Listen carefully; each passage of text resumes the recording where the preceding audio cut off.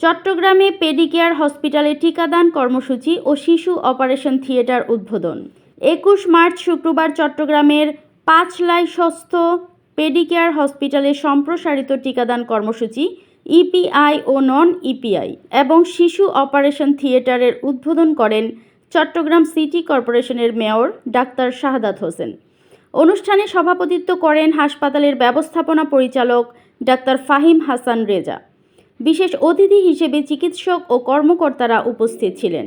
Mayor বলেন, শিশুদের সুস্থ ভবিষ্যতের জন্য টিকাদান ও উন্নত চিকিৎসা অত্যন্ত গুরুত্বপূর্ণ।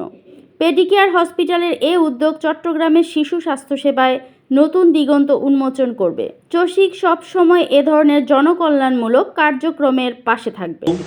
আমাদের সোশ্যাল রেসপন্স হিসেবে আজকে আমাদের এই পিএস সেন্টার উদ্বোধন করা এবং আমাদের মাঝে উপস্থিত হয়েছে আমাদের পেডিকেয়ার হাসপাতাল সম্মানিত চেয়ারম্যান।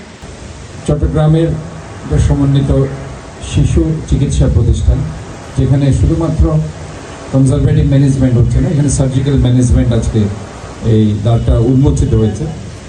এটা শুধুমাত্র এই হসপিটালের মধ্যে যাতে সীমাবদ্ধ না থাকে, অন্যান্য যে হসপিটালগুলো আছে চট্টগ্রাম শহরে, তাদেরও এই ধরনের সেবা দেওয়া উচিত বলে আমি মনে করি। চট্টগ্রামকে একটা গ্রিন, ক্লিন এবং হেলদি সিটি করার চিন্তা ভাবনা করছি।